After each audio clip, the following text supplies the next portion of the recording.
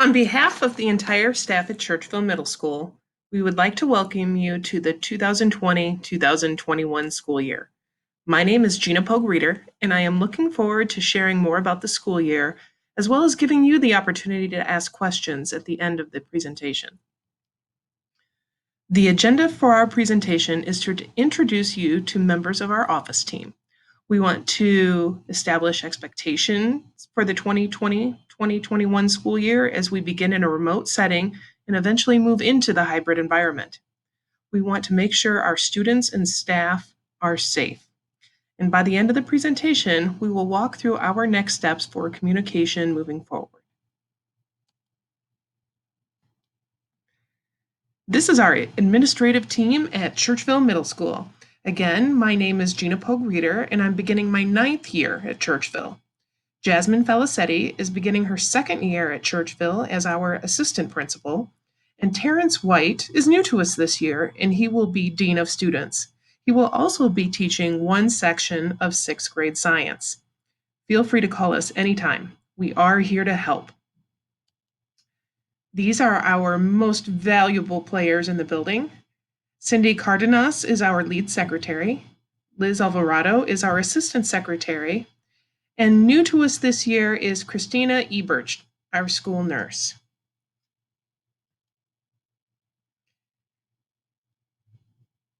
As we talk about 2020-2021, we're going to do our best to answer all of the questions during this presentation. And if I don't get to a specific question you may have, I will work very hard to answer it as quickly as possible.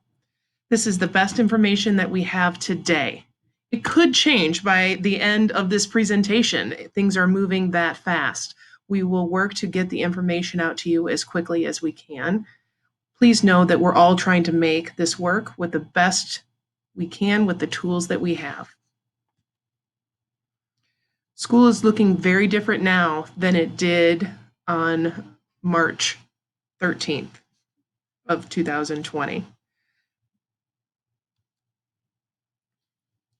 On March 13th, 2020, we had students working collaboratively in groups with heads over desks and elbows to elbows. It's going to look very different now. Here's some examples of signage that we have posted in the building. And in front of our American flag wall, you can see one of the many antiseptic dispensers that we have throughout the building. Dispensers just like these will be posted outside every entryway and inside every classroom. A lot of people have been asking what is different between the spring remote learning and what we're starting with this year. Well, things are very different. The Illinois State Board of Education had very different guidelines back in the spring than they do now. In the spring, they had very specific recommended lengths of time to provide students with asynchronous learning. They were really not recommending that synchronous component of it. There was no attendance guidance back in the spring. And if you remember, according to the guidance, grading could only raise the grades from March 17th on. Grades could not go lower, which really impacted a lot of our students and as far as their commitment level to the work. What is the difference now?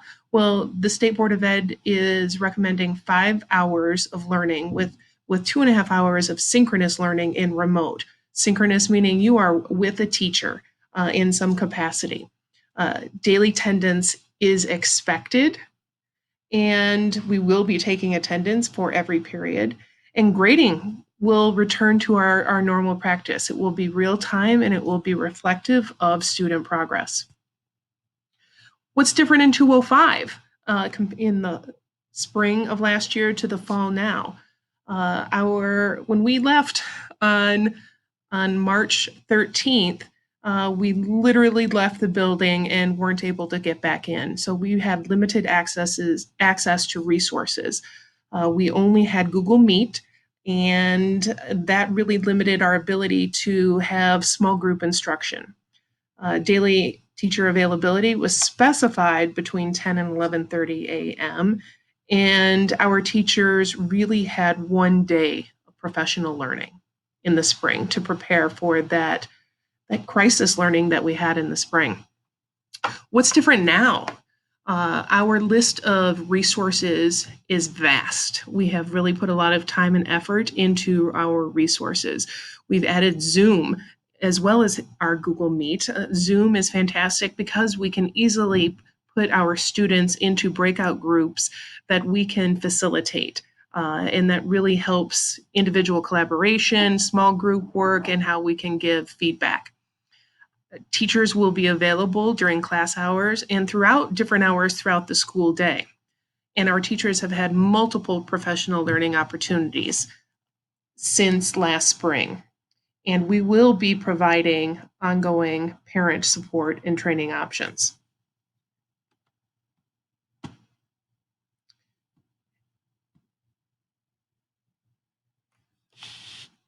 As I said earlier, in a remote learning instructional delivery model, we will be taking attendance every day in PowerSchool. If your child is not attending, we will be contacting you. We will have designated teachers based on staffing availability for each one of the classes that your child is signed up for, as if they were going to be here in a full year capacity, full day capacity. While we are scheduling a 5-hour day, which are the exact same classes minus lunch and acceleration. In that time, we will have a blend of synchronous, which is that real-time live instruction, and asynchronous instruction, where they're given either videos or things to complete on their own before bringing people back into synchronous instruction. Google Classroom and Zoom has been activated for us to use this school year. And again, teachers will be returning back to the original grading practices with a focus on feedback. For our students that may have an individual education plan, IEP, 504, or English learner services provided in a remote format, our case managers and our service providers will be collaborating with parents at the beginning of the year to coordinate services. And that may look different depending on each student's individual needs. Like last year, every student will receive a district-issued Chromebook. And what we would ask you, we encourage you to provide a distraction-free classroom if possible. I know that is not always possible, but the more we can get into a routine for our students, we believe that we will have the most consistent progress for our students. And again, we will be having our electives in both a synchronous and an asynchronous format. How are our teachers going to be providing that synchronous and asynchronous instruction? Again, students will be attending Zoom conferences from home at their regularly scheduled class time. Teachers will provide directions for the class activities at the start of the day in their class period, and teachers will be using a common template. So they will have direct instruction. They will have a combination of whole group and small group discussion. And throughout that, they're going to be formatively assessing and providing classroom activities for students to complete. Collaboration can and will occur in small groups. We call them Zoom breakout rooms, with teachers visiting rooms, giving them assignments, and students submitting work back that might be in the form of video or documents. And throughout all of this, relationship building and social emotional learning opportunities will be available and embedded throughout their day by individual web conferencing and small groups of students. Formative feedback and learning opportunities will take place in real time. Our students will be still taking summative assessments like exams and projects and completing reports as they're assigned. How do we make this work? We know that nobody expected to be here, and we've worked very hard to make revisions from the spring to make sure that everyone, Our students, our parents, and our staff have a much more successful experience. But please, let's partner together. We have to work together to make students feel like their needs are met. And if you need help with anything, please let us know. We are here to help you. And how can we promote success for our students in remote learning? Again, as much as we can identify a quiet place for our students to consistently participate in classroom activities, the better. Another thing you can help us with is making sure that their background, and we'll be working with them too, is appropriate for school settings. Sometimes our students may put some inappropriate things back there. So we want to make sure that the background is school appropriate. And we want our students to be on time. We want them to feel like this is school. We will start the school day at the same time every day. Their classes will be at the same time every day. We want them to be logged into Zoom and ready to begin class at the start of the period. And we're going to be working with our students on etiquette online. So muting your microphone unless asking a question, everybody contributing to the class discussion, or when they make a presentation, just how to be a good online student. And we'll be working with that with everyone together. We want to remind our students that the video should remain on. Our teachers want to see our students, and that is how we're going to know that they're with us. We used to be able to catch somebody's eye or see what they were doing, but now we really do need to see them on the Zoom calls. And help your student to remember that this is school, and this is the way that we're engaging with adults and peers. As I said earlier, attendance is expected every day.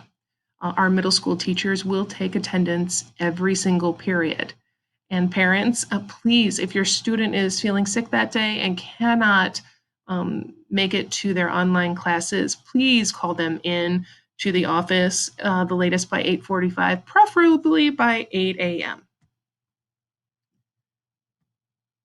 Oops, let me go backwards here one. What if my student needs additional supports? If you feel like your student needs more academic support, please reach out to the teacher first. For emotional support, please reach out to the grade level counselor. If you feel like you're not getting your questions answered, please feel free to reach out to me directly. When can we get back to in-person instruction? Well, that is the question of the day. As always, we are working with the Illinois Department of Public Health, the DuPage County Department of Public Health, and other entities to ensure that we are able to offer safe in-person instruction. As of right now, our current plan is to offer a hybrid model of instruction as soon as September 14th, if it is feasible to do so. And for some, we possibly with students with disabilities, we might be able to bring students in prior to September 14th, if feasible to do so. We commit to you to updating on a regular basis with additional information as soon as it becomes available. Will the hours of school change? Yes, we have changed the hours of school. Why did we change them? Well, we changed them for two reasons. One is in order to make sure we can safely provide an experience for our students. It was becoming increasingly challenging to safely make sure that students were able to take their masks off to eat lunch in our environment. And our second reason for why we changed our hours is because we wanted to have seamless transition between remote and hybrid and back again if necessary. We didn't want our students to learn one way and then be confused as we moved potentially back and forth between remote and hybrid. We want them to get used to a routine. So what does a school day look like? Let's take a look at our average sixth grader. So our sixth grader would log into Zoom, I would say by 8:25, just making sure that they are in class, ready to go and have what they need, because the class would begin at 8:30. They would have a link that they would be accustomed to using, sent out by their teacher. So they would click on that link and join their Zoom class with their teacher, and their teacher would take attendance at 8:30. We would do announcements. We would make sure that everybody is where they're supposed to be at 8:30, and they would be in class for their first block. Say they begin their first block in English class, and so they would be in English class between 8:30 and 9:35.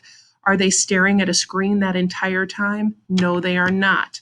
That would be a combination of synchronous and asynchronous instruction. So they would get them started, provide a mini lesson, break them off into Zoom breakout groups. They might have assignments to complete, then they're bringing everybody back together. That would be a typical class, and that there's a mixture of structures within a class, just like there would be if they were sitting in room 301 right now. Then at 9:37, they would potentially move to their math block. And at that time, they would log into their teacher's Zoom link, and we would repeat the process again with math, with a combination of multiple modes of instruction. And then their third block, they would be alternating science and social studies every other day on whether it's a blue day or a gold day. And again, they would repeat the process with the link provided.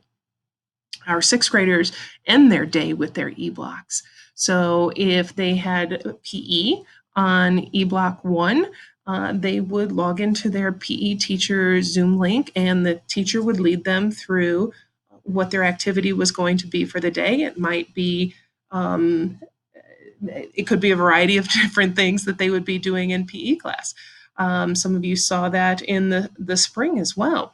And the other electives would follow suit. Our students' schedules, and we'll talk about this a little later, will be available Thursday. And the same process goes with 7th and 8th grade. You see the times listed, and again, that is the time they are expected to be in that class. And they would be working on a computer, and they would be working off the computer, but that is when they should be in class. Now, what we just saw, that was Monday, Tuesday, Thursday, Friday. Wednesdays look a little different. Wednesdays, we're not introducing brand new instruction to them, but Wednesdays, there are going to be 3 ways we're meeting student needs. The first way are the times listed. The first way are the first 30 minutes of every block of a student's day. Teachers would be available for students to access, ask questions throughout their entire day for every one of their teachers. That is one way they would be able to meet. A second thing that we are providing on Wednesdays is teacher invitation to specific students based on data. That could be students that may need additional work. That may be students that are already demonstrating mastery, and so they want to bring in, and it will bring into a Zoom breakout session to provide more enrichment to those students. So that would be another opportunity on Wednesdays, teacher invitation. And our third way is in the green column, students with identified needs. So this may be an opportunity for students with an IEP or related service, such as speech therapy, to meet with a service provider at that time. And those would be, again, an invitation and a standing invitation where they would be regularly meeting with specific people. And individual case managers or service providers would schedule that for each individual student and their parents. Because we're not going to be providing lunch, that doesn't mean we're not providing lunch. We know throughout this difficult time, we've seen our numbers across the district rise for those who may need free or reduced lunch services, and we are still providing that. If you need anything, please feel free to reach out to the office or the counselor, and I've attached the free and reduced lunch applications within this presentation. How will my students know where to log in and what to do when we get there? As I said, All staff members will have a Google Classroom that students will access, and that will have all the materials. And they will use Zoom as the primary link for communication. If you ever have any questions, please contact the teacher directly. What will special education services look like? As I stated earlier, it really depends on the individual needs of students. We will work to deliver as many services as possible via video conference. When that doesn't really work, we will work with social distancing rules regarding office spaces for social workers, speech paths, school counselors, as we're able to bring students back. And we may be able to utilize additional methods for engaging students using technology in other possible forms. What about IEP meetings and evaluations? We will continue like we were doing in the spring. Many of our meetings will continue being remote in order to maintain social distancing recommendations. In the spring, we had a list being compiled of students that we are being recommended for an evaluation, and we will begin right there in the fall. And we're going to be working on a lot of guidance for our teams on this topic. So we will be working with our parents, with students with IEPs, and individualizing for each student. We will be able to utilize our paraprofessionals much more effectively than we were in the spring. In the spring, we didn't have access to technology for our assistants in the classroom. Today, we were passing out devices to each one of our assistants. They will be supporting students via phone or breakout rooms Zoom in our Zoom calls. They are a crucial part of our team, and that will be actively supporting our students and families throughout the process. Extracurricular, so much about the excitement about middle school as we move from 5th grade to 6th grade are our activities, and we want to continue that as much as possible. Our goal is to have cross country in 6th, 7th, and 8th grade. That is the one sport that our 6th graders can do. We will have signups during the week of August 24th, and our coaches will determine the number of student runners and begin to split people up into groups. And on September 3rd, our coaches will share remote training activities with team. They're going to be checking in with their runners and giving them assignments to do. And the goal is if we're able to return back to school on September 14th, we start holding practices daily, maintaining social distancing, and following having actual school meets here, and then end our season with a D205 middle school meet. The rest of our conference has canceled cross country, but we want to make sure we have an opportunity with Bryan and Sandburg.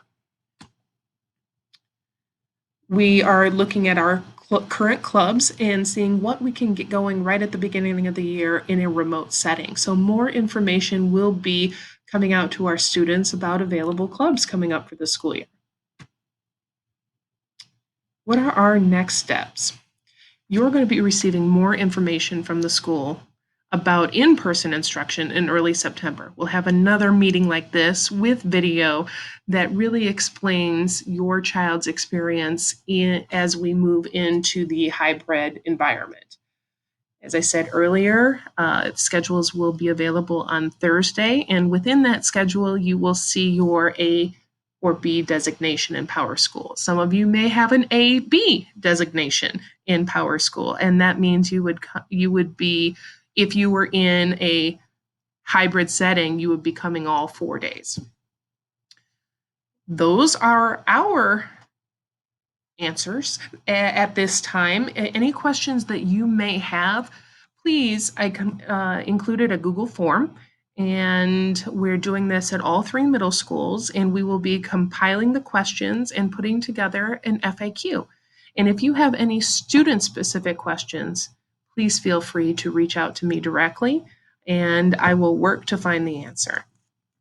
We are excited to have you at Churchville in any form. And we hope to be able to see each other in person very soon. But in the meantime, we are excited to have our kids join us again on Monday. Thank you and have a great